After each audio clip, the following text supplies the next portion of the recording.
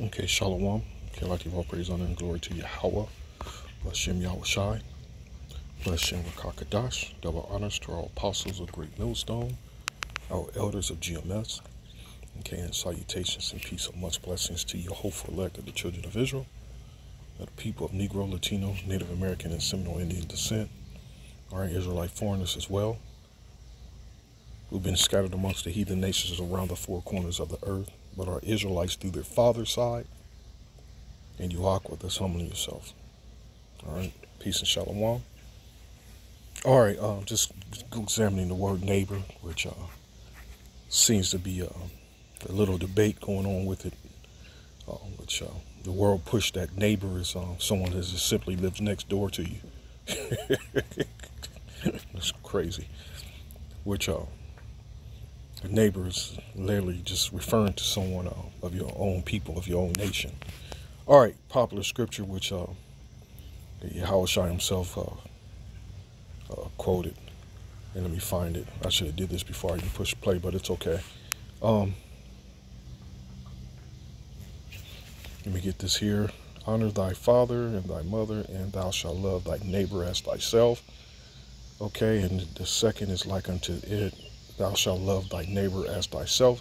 So which one of these? So Matthew 5 as well, 5 and 43. And hate the enemy. Let's hit there, Matthew 5 and 43 real quick. Which is a different meaning than the actual neighbor that's in the Hebrew. But let's just go here. See what it gives us, see what it offers us here in the blue letter. Okay, and the word there is like, I can't pronounce it. Placium. Placium. Strong's G 4139. Placion. Placium. Okay. Placion. Okay, your neighbor. Okay, a friend.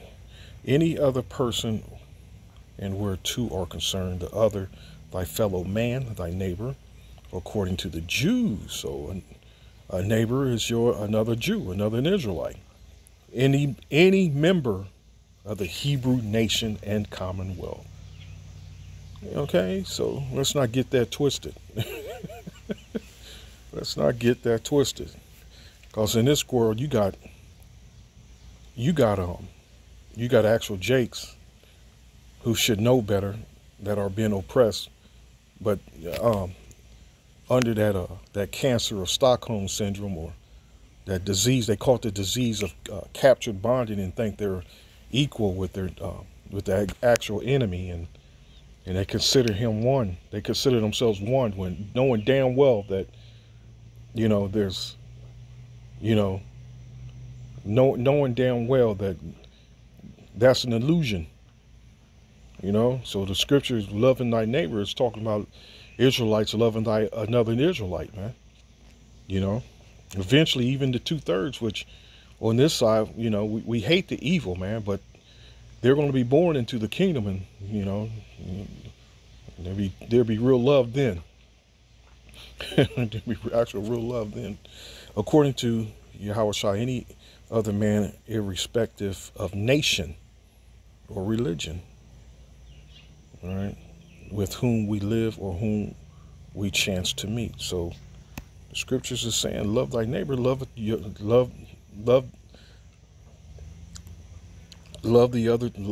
12 tribes. Let's just put it that way. All right. You have heard that it have been said, thou shalt love thy neighbor and hate thy enemy. So there was an actual scripture in Genesis. No, it's Leviticus 19 and 18. Thou shalt not avenge nor bear any grudge against the children of thy people.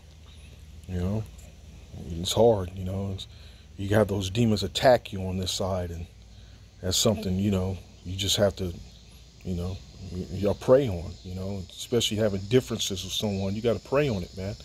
And if you're sincere, the Lord knows your heart. If you're really sincere and you really had no intentions on grudging against a fellow brother or your neighbor, just become the better man. And again, Lord willing, through prayer, Yahweh Shai have ways of fixing that.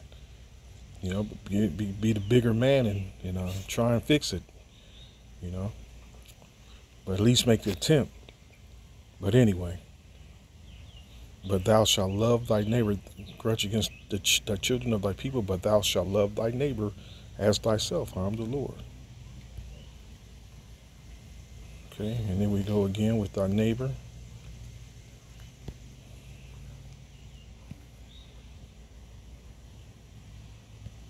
And then we go back to that previous scripture where it says, hate the enemy. And let me get, so, friend or intimate. Intimate is someone that's close. Let me just hit that. Being intimate, you're close and personal. Closely acquainted. There you go. Closely acquainted. Familiar, close. Private and personal. You know? You ever get in an argument, someone trying to get in your business, or want to intervene that has nothing to do with it, and you tell them, no, you stay out of this is personal. It's usually between friends, and especially between family, So where's that precept at? Is it the same one? No. It's where it says, hate the enemy, love thy neighbor, and hate the enemy. Let me get back to that Matthews. I could have sworn it was a Matthew. It was Matthews 5:43. And let's see what's it give us as far as the enemy is concerned. Because we're living in that time, which the scripture and let me get that. A time of hate, time of peace. Come on. I gotta cut the internet off.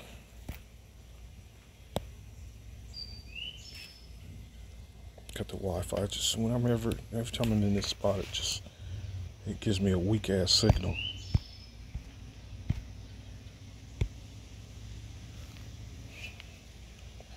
Okay.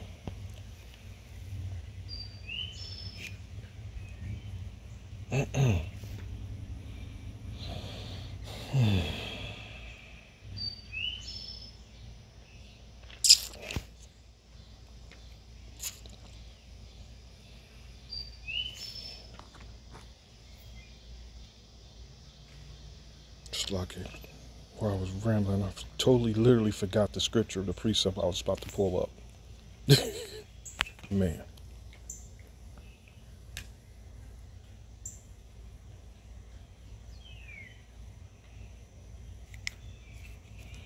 All right, let's continue to go with it. Go with the flow.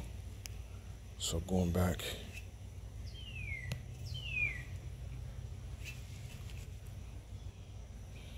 And I know I looked up.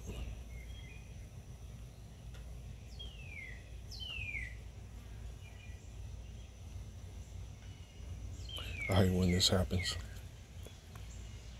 It doesn't happen often, but it happens enough that it bugs you.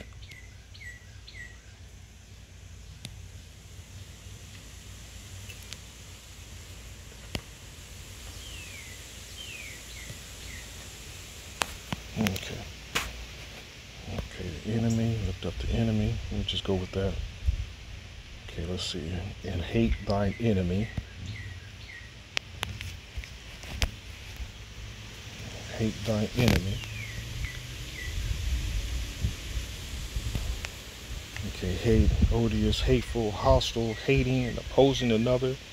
Use of men as an enmity with the Most High by their sin, opposing the Most High in their mind. A man that is hostile. This is clearly Esau, Edom, and the heathen nations. A certain enemy, a hostile one. The devil. And who's the devil? Esau, Edom. He's the physical manifestation of the devil, of Satan himself. The elites of this world, Esau, the Edomites. The devil, who is the most bitter enemy of the divine government.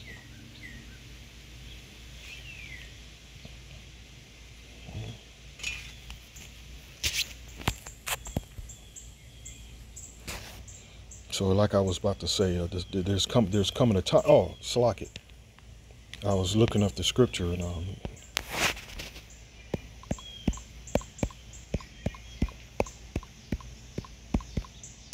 this is the time we're in.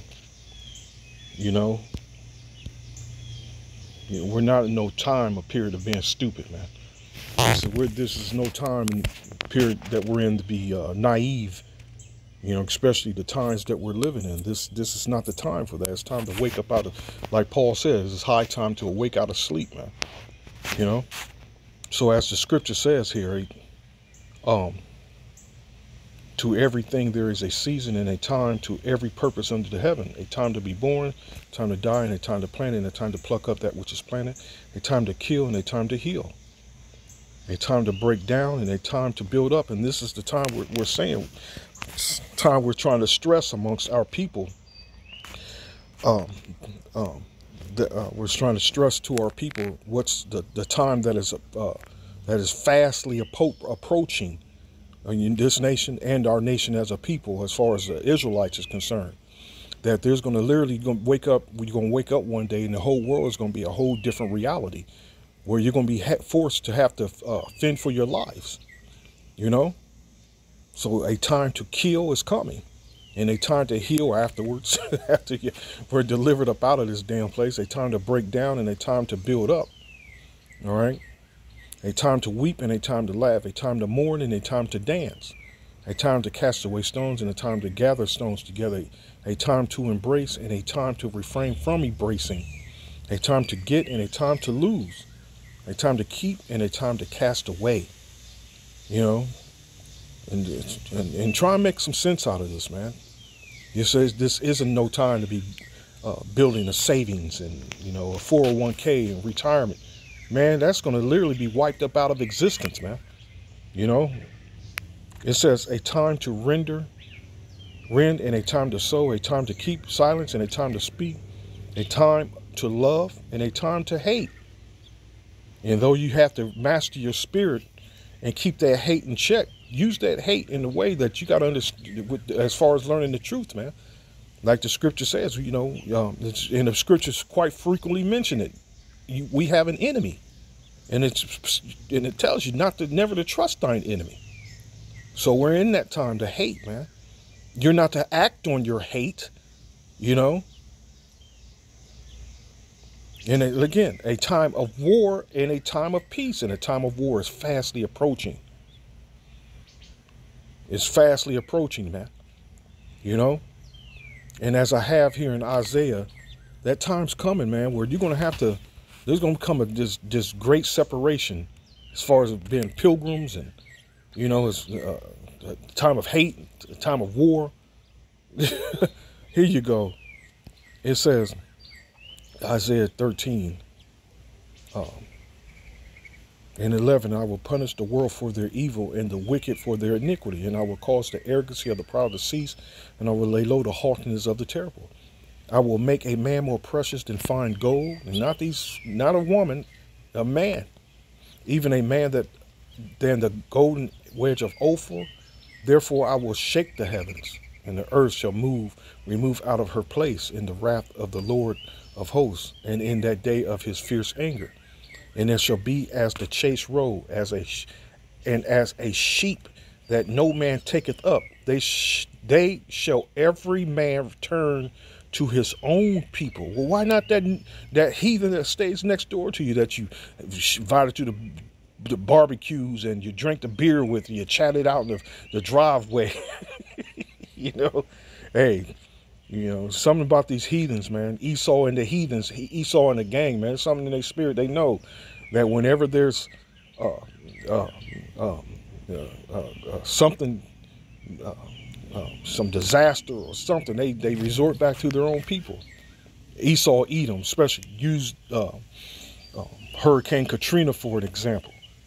Those white folks, those Edomites in that community, they got together and they were slaughtering the tribes, man, the so-called Negroes, and they were slaughtering them. They had roadblocks, They didn't allow Jake to pass through their territories, their lands, to reach safety, And something about the heathens, they know they fall right into their place as being heathens, as being the wicked, as being devils, man. But Jake, in that foul, foolish spirit of hands holding hands, dumbasses. It said, they shall every man turn to his own people and flee every one into his own land. Every one that is found shall be thrust through, and every one that is joined unto them shall fall by the sword. So that's division. You know, their children also shall be dashed to pieces before their eyes. Their houses shall be spoiled and their wives ravished. Ooh. And how's that for your neighbor? How's that for your neighbor? So this is an Israelite thing. You know, this is simply an Israelite, and these messages is just simply for Israelites. You know, no one else, just simply for Israelites, and it's only Israelites that's going to understand it. You know, and more specifically, it's going to be only the elect of Israel that's going to understand these messages. And that your neighbor is referring to other Israelites. All right, and we close with these couple of these scriptures here. And you know what? Before I even go on to First Chronicles, I had a scripture in First Chronicles 17:21. Let me hit this NLT real quick, see what it gives me. Everyone in Babylon will run about like a hunted gazelle, like sheep without a shepherd. They will try to find their own people and flee to their own land. Anyone who is captured will be cut down, run through with a sword. Oof. Oof. So this is real business. It's not no play thing.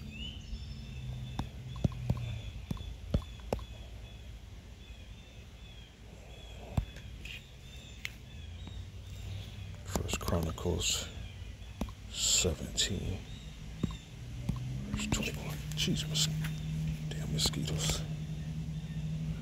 It says, and what one nation in the earth is like thy people, Israel, whom the Most High went to redeem to be his own people, to make thee a name of greatness and terribleness by driving out nations. How's that for your neighbor? From before thy people, whom thou hast redeemed out of Egypt. For thy people Israel didst thou make thine own people forever. So how's that for thy neighbor? Neighbor, how's that neighbor? O thou, Lord Yahweh, becamest thy power. Therefore now, Lord, let the things that thou hast spoken concerning thy servant and concerning his house be established forever, and do as thou hast said.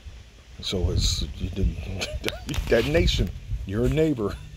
You're a neighbor. And hold up. Let me do this. Just a quick scan. Just a quick scan on, you know, these neighbor scriptures. You know, loving thy neighbor scriptures. If ye fulfill the royal law according to the scriptures, thou shalt love thy neighbor as thyself, ye do well. Galatians 5:14, for all the law is fulfilled in one word, even in this, thou shalt love thy neighbor as thyself. Okay, it's always love thy neighbor as thyself, as you should. You know, as you should. There's quite a few of those precepts. This is beautiful. This is a brotherly thing, man. It's a neighborly thing. It's the neighborly thing. It's the neighborly thing to do. Love thy brother. Love thy brother. Last precept here. Last precept here.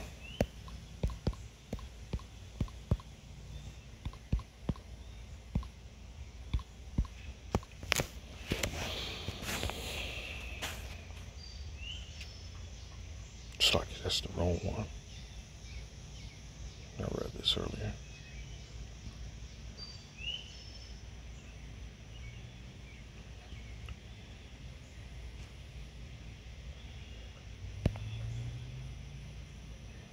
It's like I lost the precept that I was looking for. Anyway, hands holding hands.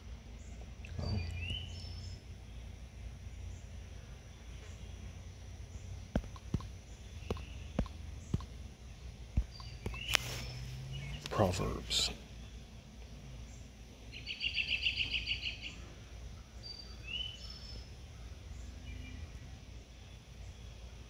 Everyone that is proud in heart is an abomination to the Lord. Though hand join in hand, he shall not be unpunished. Proverbs 11:21. Though hand join in hand, the wicked shall not be unpunished, but the seed of the righteous shall be delivered. And that's just going right along with that was that Isaiah 13 I was reading. Let me get it again.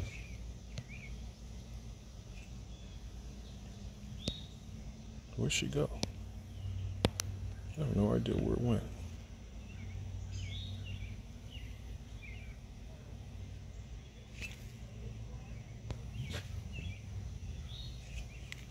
Let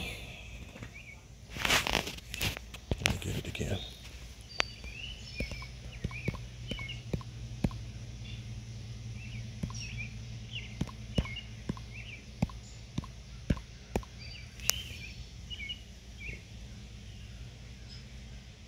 There it is. Everyone that is found shall be thrust through, and every one that is joined unto them shall fall by the sword. There it is.